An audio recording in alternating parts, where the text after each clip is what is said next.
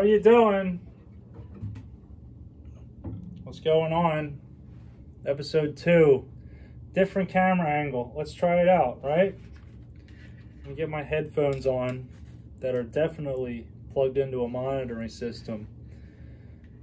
Definitely being received by this microphone.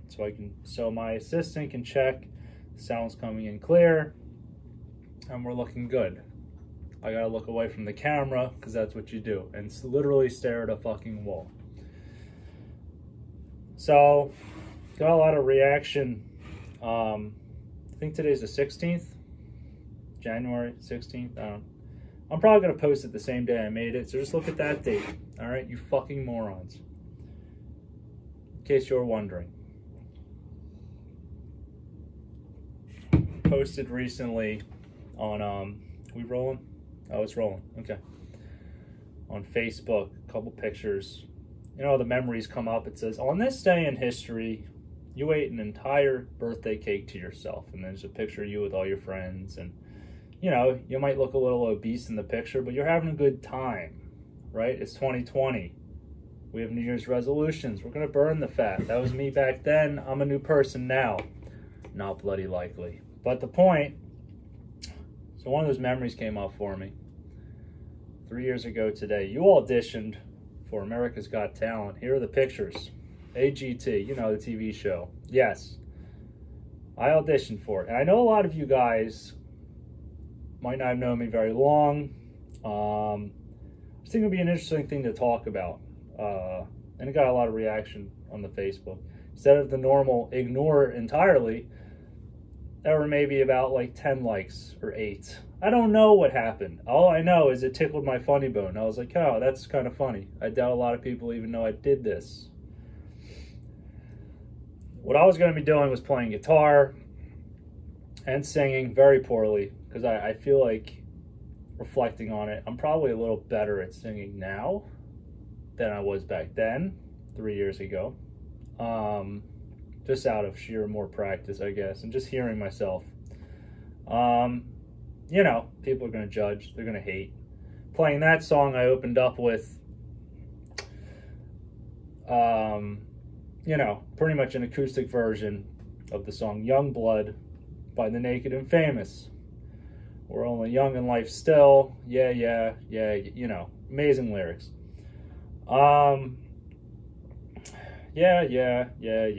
Yeah. Regardless. You're on YouTube, you can look it up. If you don't know the song, you'll know. You'd be like, what is that? Oh, I know this too. That's going to be you in a couple minutes when you look it up. It's going to be playing Young Blood by the Naked and Famous. Acoustic version. I thought I had a cool cover down. I was going, you know, let's just start about signing up and going in. I heard they were coming into Philly. I can't recall, even though after going to the audition, I can't recall if this was the convention center. I don't know exactly. Regardless, I was like, yeah, it'd be kind of cool, you know. I could do some acoustic stuff and music-oriented shit. That's pretty much all I'm fucking good for. Obviously can't make a world-renowned podcast because you fucks don't want to tune in, you know. But regardless, I figured it was going to be cool. And I realized really early on, you don't have to fucking win these shows. You don't have to win the fucking thing, especially if it's in a talent thing where you're a little more unique than the other guys or whatever. You get the exposure. You're on fucking TV. Before you know it, you got 1 million Instagram followers, and maybe people will listen to the shit you have to say when you do go on to make a podcast, instead of not getting on the show and then making a podcast where no one knows who the fuck you are. Yeah, you're not going to have such strong listenership, Jim, you fucking moron. I get it. But this was it. Let's just see what happens. American Idol's a little different. People only remember the winners from American Idol, not the runners-up. I forget. What was that guy's? There was Kelly Clarkson on the first one. Runner-up was Justin something or other. And then there's Chris Daughtry. I mean, you know some of them. They get the exposure. But America's Got Talent, you're doing everything. There's everything all over the place. It's not just singers, forgettable singers. Singers are very forgettable. Don't you forget that. But I'm not a singer. I'm a guitar player who happens to use vocals once in a while. So that was the plan, right? Go in, play the song. You got to set a whole fucking day aside for this. Don't think you're going to be in and out. It's an eternity, a fucking eternity. I remember waking up the morning of saying, I don't even know if I want to do this. Then I was like, you know what? If you don't, you're going to regret it. My sister came with me. She was the moral support. She thought it was interesting as well. Show up in this big lobby saying, hey, I'm so-and-so. They look at some fucking list. I don't even know if it matters that you signed up online, but oh, there. Okay, here, have a seat. Here's a paper. Fill that out. Tell us about yourself. So you're in this looks like a warehouse, essentially, or a nondescript holding place, and a bunch of other people, just fucking mobbed with people, doing all sorts of things under the sun, from aerobics to gymnastics to magic tricks. It's kind of like what you see on TV, right? But this was very nondescript. There weren't nice chairs. There was no red curtains around. It was an empty warehouse, essentially. Still don't remember the location. I want to say it was the convention center, but I feel like it wasn't. In Philadelphia, Pennsylvania. Okay. Just saying, in case you didn't know. So, show up the morning of, getting the first line of many. Fill out this little paper describing, or whatever. Why do you want to win? What's unique about you? Where are you from? Name a time where you struggled, and, they're trying to look for that sob story. You need a good sob story. I don't have a good sob story.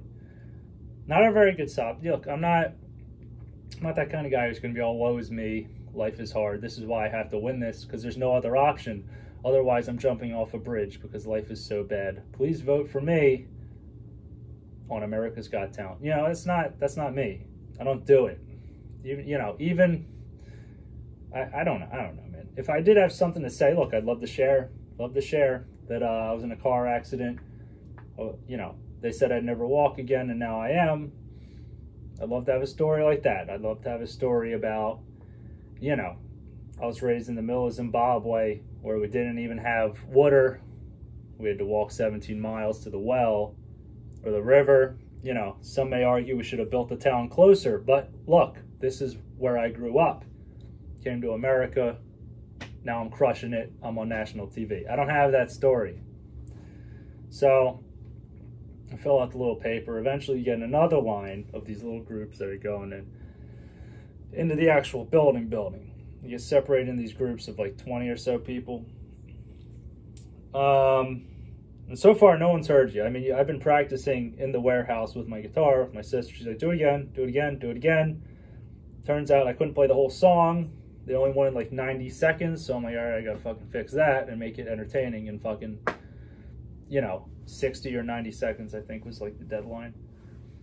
I'm like, okay, all right, we'll just do this part, whatever.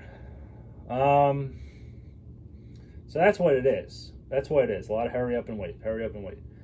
And after about 7 eternities, they herd you into these little groups of 15 or 20 or so, right?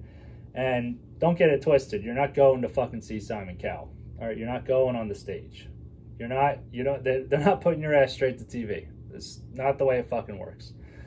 I know, but Jim, what about those really shitty acts that you see on television? It's like, no one had to have screened that. Yes, they did. Yes, they did. Well, you mean they deliberately came out and wasted the viewer's time? Yep. You mean after screening a ton of other people, like myself, like yourself, this is the shit they decided to send on television to be judged by Simon Cowell, Howie Mandel, and whoever the fuck they got this year? Yeah. No. Those are screened. None of them are first-time appearances. They have been looked at carefully. And that's what this is. This is the pre-audition to the actual on-stage TV fucking production audition, right? And they only use a handful of those as it is for the actual show. But no, you're not on any stage. You're not, hi, yes, tell us what your name is. I'm Cindy Lawburn from Connecticut. What you gonna do for us? I'm gonna sing. Oh, isn't that cute? You got 5 seconds. Don't waste my fucking time. That's not what happens. You're not seeing Simon Cowell. You're going into a group of 20 people. So now you're in there with your guitar or whatever you got to bring with you. There's another guitar player. He was just an electric guitar player. His dad was there. I thought that was really cool. Younger kid. And they're all different ages, shapes, and sizes. Group of 20 people. You're sitting in these fucking chairs. Eventually they call your group in. I mean, I have such a bad recollection. I just know this was like a full fucking day. Like, I was getting hungry towards like the last few hours because I was like, I haven't eaten in like 7. What is going on here? You know, it was a long day. A whole lot of nothing. A whole lot of sitting around waiting because you're in the big warehouse. They call you. Get you together in a group. Now you're in the small group. Now they put you in another room with these chairs you're sitting in. All right, well, that's move up in your place in line. Move up to this other room. Sit down. Okay. Get in your group of 20 or so fucking people. And then eventually, when it seems as though, you know, the sun is fucking setting already, and you got up at, you know, 7 a.m. as it is, they call you in, you go into this room, big room, and there's some lady. This is like the pre-judge, right? This is your actual judge. This is who you have to impress. She says she works with the network. There will be videotaping. We're going to videotape this because, you know, they put a lot of eyes over this thing before they put your fucking ass on TV. And this is just how it goes. Sorry, it's not very glamorous. You sit in a room with about 20 other people. My sister couldn't come with me. The guy, the guitar player with his dad, dad doesn't come. Fucking, we want just the act. We don't need this other shit. It's already a tight room. And they call you up one by one. So here's what happens. It's a room, row of chairs. Can you see it? Okay, row of chairs. Pretty much, there's no rise stage, empty room. It's like another warehouse kind of gym, like PE room, you'd sort of like think. And then over here on the far side where Pikachu is, which is kind of fitting, this is where the judge is with her computer. She's not even making eye contact with nobody. She just literally looks unimpressed by everything she sees. But this is her over here, and here's the group you came in with. This is you performing, and you're going to be facing the other wannabe contestants as you do your thing, your 60-second, 90-second thing. It's kind of nerve-wracking, especially, and then after someone goes, there's you know, the little, I mean, you know, you want to be polite. This guy, you know, someone over here is pouring their heart out to get on fucking television. They're, you know, they're trying to get it just like you are, which is fine. You all support each other, but very awkward. It's dead silent. Dead silent. You know, on TV, it's the opposite, right? They start playing two birds, you know, somewhere over the rainbow, woo! And the crowd's already fucking screaming. You can't even hear the rest of the performance. They're already screaming. That's not the way it goes in this audition. It's dead silent the entire fucking time. Very awkward. And I'm used to people screaming and cheering for me the second I open my mouth. No, what happens is, you know, which is fine, which is cool. I get it. I get it. Damn, I lost my train of thought. Don't look at the camera, Jim. All right. It's very quiet, very awkward. Then everyone clap. You don't know if they're just pity clapping like you are for half the acts, you know, because you're just being polite. A couple of them, you're like, oh, that was actually pretty good. But then a couple of them, you're like, all right, can I just go? I'm just trying to, you know, and that's literally all anyone's doing there is waiting for their turn. That's all anyone's doing. This is like high school when you have a presentation. It's like, I just want to go rip this fucking Band-Aid off so I can sit down and watch the other shit. I don't even care about my act. I want to get out of here. No, you do care. You know, there's that pressure and everything, but you sit down and watch these other acts. I swear to God, one was like a 10-year-old. Some 10-year-old girl just doing tumbling. It's just half-assed gymnastics to some music that was going on. The mom was there helping her. I was like, this is what... Okay, all right, that's all right, you know. I can at least beat that. I know I can fucking beat that. It wasn't very good. A couple other ones were questionable.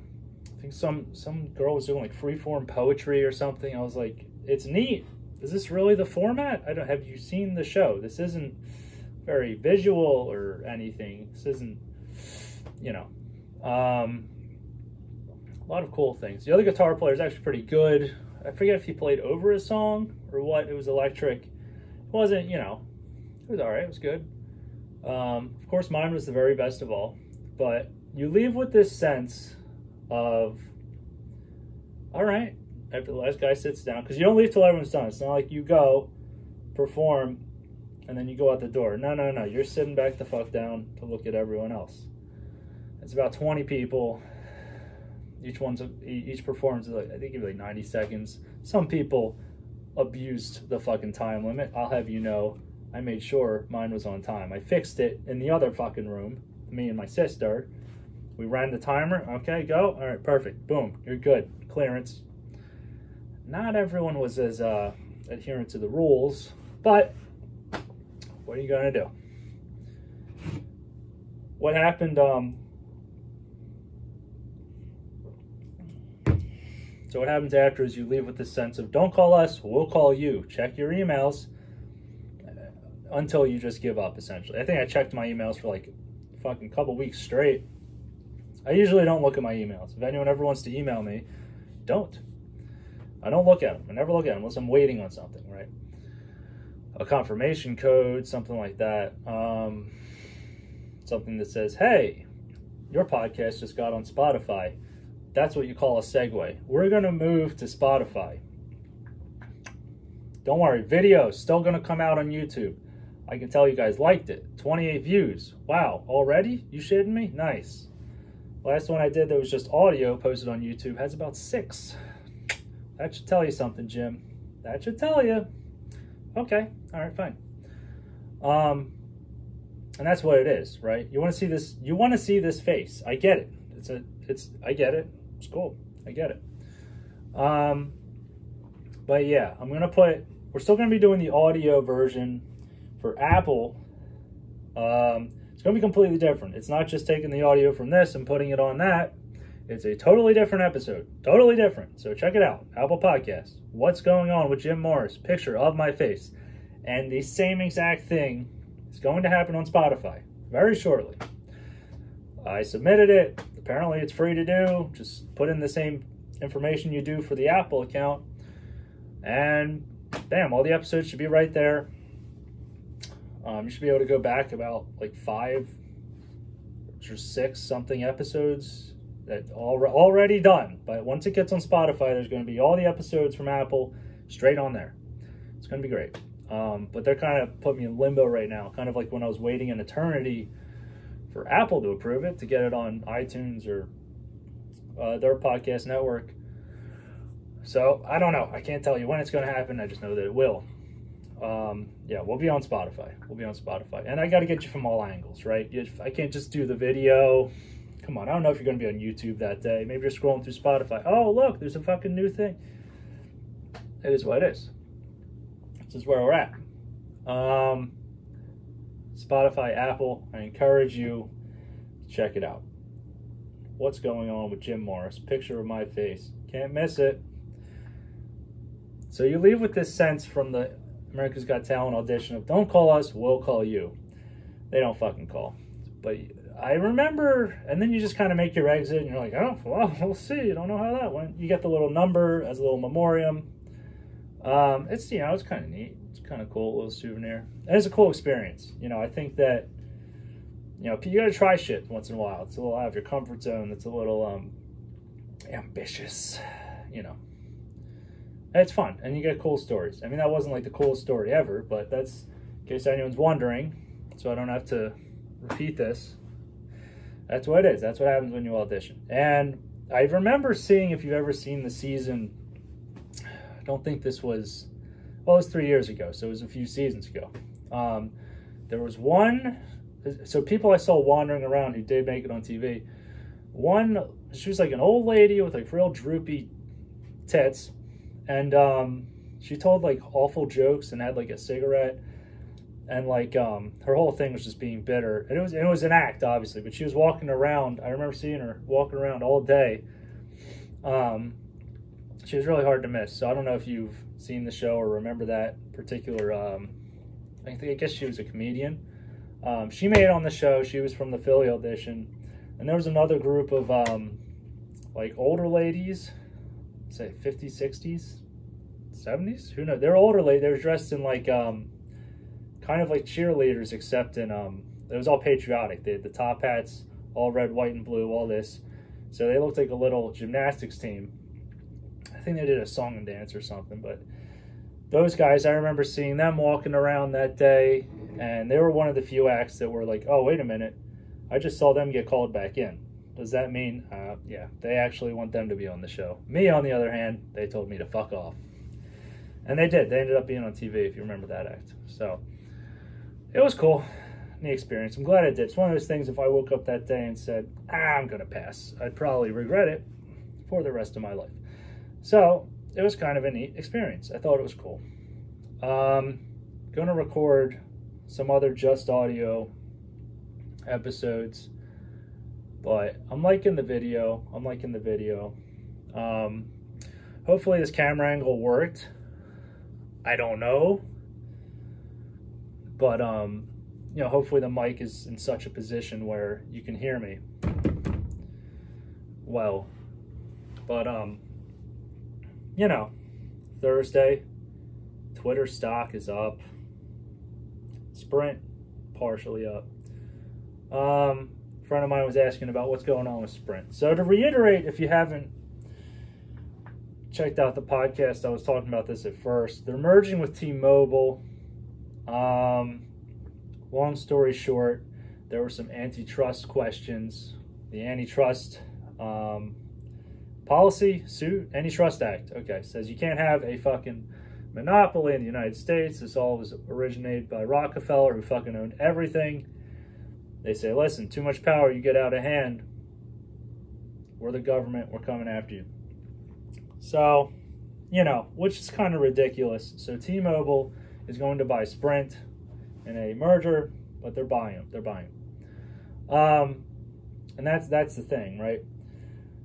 Now the states are fighting, saying, no, that's too much. There's no competition. You're going to have to raise your prices. You're going to be way too powerful together, which is bullshit. T-Mobile's the fourth largest. T-Mobile's the third largest network. Sprint is the fourth. As far as growth, success, and how big the businesses are. AT&T, number 2. Verizon, number 1. They're still the big dogs in town. Sprint is a fucking cockroach. They desperately need T-Mobile's help.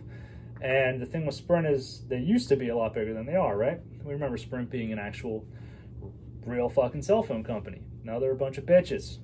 But they still have all those assets, those towers, those networks sitting around.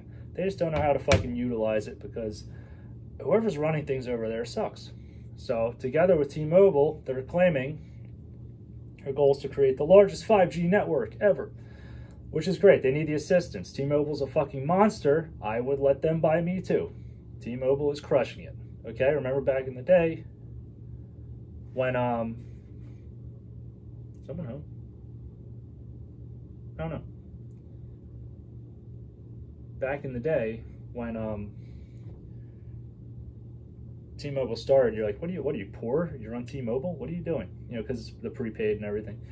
But now it's like, what, you're on Verizon? You're getting robbed. You're paying way too much, you fucking idiot, you know.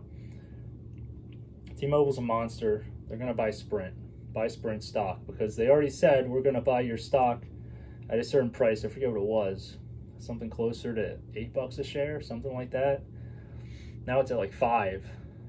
So this is a huge discount. If the deal does go through, it's going to immediately jump to whatever T-Mobile's buying them out for, right?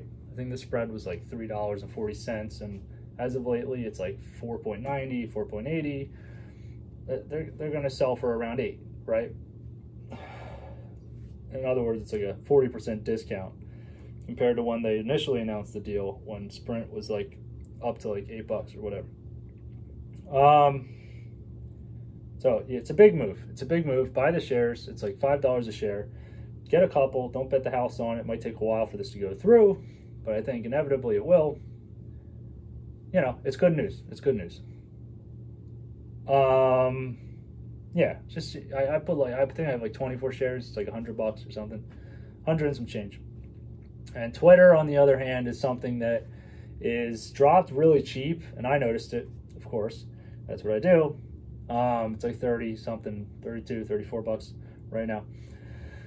And it dropped really low, and now it's climbing back up. And as people are noticing this, they say, hey, this is a cheap stock that now seems to be performing better than it used to. And other people are hopping on the bandwagon. Eventually, the momentum's going to build up again. You know, especially when economy's booming, stock prices are higher than they've ever been. You got to find these like cheap deals. You got to find out what's going on. There's people that are in panic, worried about the Sprint deal because you have the states, some like, I don't know, dickhead attorneys suing them, saying this is like a monopoly. You two merging, there's no competition. Prices are going to have to go higher. Shut up. A monopoly, really? Maybe if Verizon was merging with AT&T, maybe. Sprint and T-Mobile? Come on, get out of here. You know, it's just very silly. And I wouldn't be surprised if fucking Verizon's paying those lawyers to fucking stop them from doing this. AT&T paying those lawyers. No, I'm going to hire you to, you know, make a case against T-Mobile in court. I don't know who's behind it. It just sounds very silly, very, doesn't really affect you. I mean, I guess people on T-Mobile or Sprint are like, oh, they're going to be too powerful. I'm going to have to pay more. Fuck you. It's a private business. Let them do what they want. And it's just what it is. It's just what it is. 26 minutes, 26. You know, and that's what it is. However, they took it to the Department of Justice to say, federally, do they have a case for saying this is a monopoly? Are they going to hit us with the antitrust shit? And they said, nope. No, it's bullshit. You're fine. It's not a monopoly. You're fine. There's Verizon, there's AT&T, Metro PCS. You're good. Fuck them. Federally, they said, we have your back. We're not going to fucking indict you or whatever because of it. But now there's people from the states, I think about 18 or 20 in total, that have lawyers that are saying, you shouldn't be doing this. This hurts our feelings. We hate success. We'd rather you stay small so that we can have a cheap plan to sign up to. That's my opinion on it. I don't know. I don't know all of their angles on this one. At the end of the day, I think good will prevail. And they will merge, and they'll be a stronger company because of it. If you buy Sprint, you know, they're the ones getting bought out. I think that's the way to go. My friend was saying, why don't you buy T-Mobile? Yeah, they're going to go up too. They're going to do well. However, Sprint, extremely cheap, a lot more volatile the way it's been moving. It's going from $8 to $4. And I know what you're saying. What if it drops again down to $2? All right, then fucking buy more. The deal's going through. The deal's going through. Okay? I'm telling you, the deal's going through. Mark my words. And they already guaranteed, hey, this is the price we want to pay for Sprint. Now, whether they make it lower or not because of the price dropping, I don't know. But in the contract that they were supposed to sign before all the legalities and lawyers got involved, you know, it was going to be buying them out for like about $8 a share, and now it's at like $5. It's at like 5 something. I forget, $8 or $9 a share. I don't know.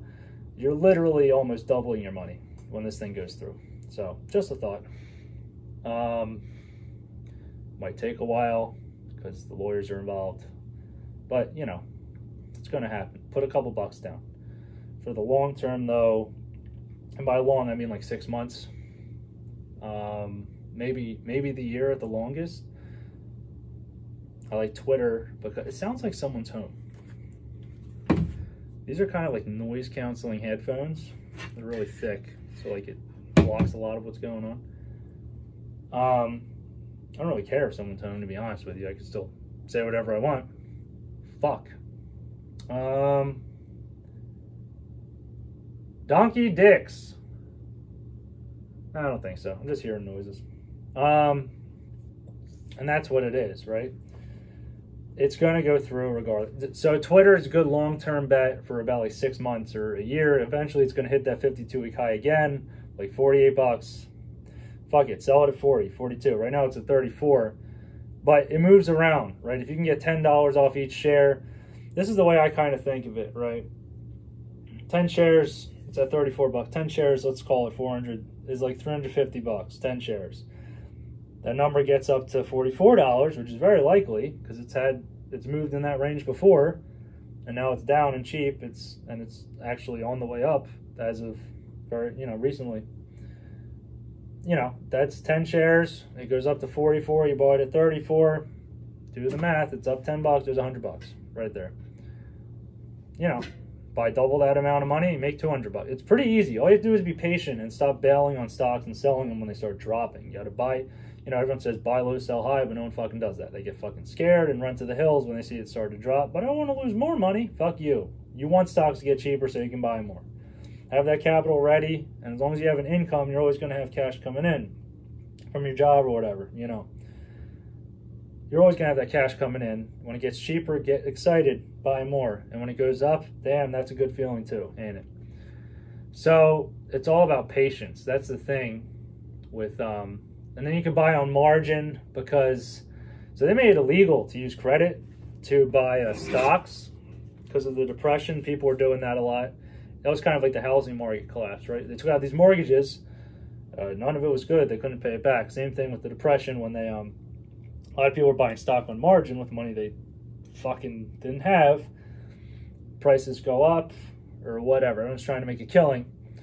And nobody could fucking back themselves up. Or, when the market's booming, but they couldn't pay anyone the fuck back. And there's a whole debt crisis. It's very similar to the housing crisis. But in this case, they were financing stocks because the market was doing well. It might have just opened up. I think it was like right before the depression. The stock market. How old's the stock market? Well, it was pretty new in general, and people really got into trading. It was a hot new thing.